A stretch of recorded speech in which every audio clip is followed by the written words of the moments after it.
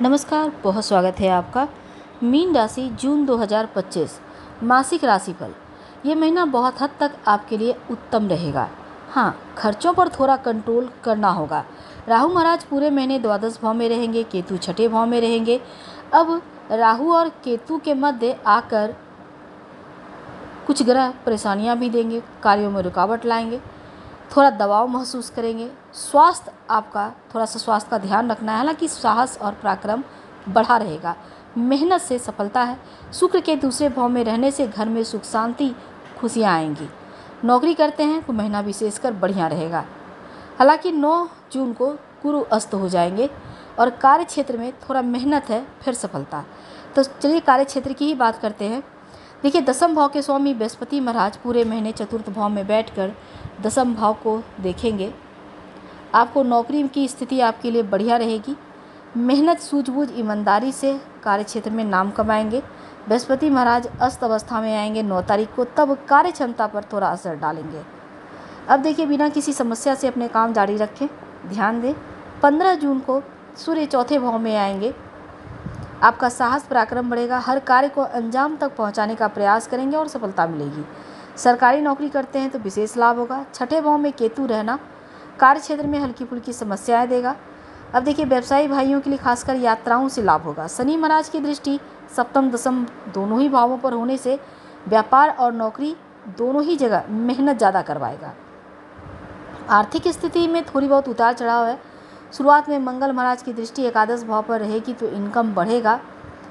उनकी अष्टम दृष्टि द्वादश भाव पर रहेगी, खर्चों को कम करने में मदद करेगा। द्वादश भाव में पूरे महीने राहु रहेंगे, लगातार खर्च थोड़े से बढ़ेंगे। हालांकि 29 तारीख तक शुक्र महाराज आपके दूसरे भाव में, ज़्यादा परेशान मत होइए। आर्थिक स्थिति बहुत हद तक शुक्र संभालेंगे। चतुर्थ भाव में बैठे बृहस्पति महाराज की दृष्टि द्वादश भाव पर रहेगी। शुभ कार्यों पर, मांगलिक कार्यों पर खर्च होगा। बुध महाराज 22 जून से पंचम भाव में आएंगे, एकादश को देखेंगे, इनकम को बढ़ाएंगे। 7 जून से मंगल महाराज छठे भाव में केतु के साथ बैठेंगे तो अंगारक योग बनाकर द्वादश भाव को देखेंगे। तो स्वास्थ्य के मामलों में थोड़ा सतर्क रहना होगा। राम रक्षा स्तोत्र का पाठ करके दिन की शुरुआत करें तो अनुकूल रहेगा। तो स्वास्थ्य में द्वादश और एकादश भाव के स्वामी शनि महाराज का पूरे महीने आपकी राशि में रहना, द्वादश में राहु, छठे भाव में केतु का रहना स्वास्थ्य में थोड़ी समस्या दे सकता है। सूर्य बुध तीसरे महीने की शुरुआत में भाव में रहकर स्वास्थ्य की समस्याओं को थोड़ा कम करेंगे। मंगल केतु के साथ अंगारक दोष छठे भाव में बनाएंगे, तब एक बार फिर स्वास्थ्य की समस्या, खासकर पेट की समस्या हो सकती है। किसी भी तरह का फोड़े फुंसी की भी समस्या या आंखों में जलन पीड़ा परेशान कर सकती है, अपना ख्याल रखें। प्रेम और रिश्तों की बात करते हैं। देखिए, थोड़ी चुनौती तो रहेगा क्योंकि मंगल पंचम भाव में, तो ऐसे में रिश्तों में लड़ाई झगड़े की स्थिति, थोड़ी चिड़चिड़ापन, थोड़ा गुस्सा। 7 जून को मंगल महाराज छठे भाव में आएंगे, समस्या में कमी आएगी।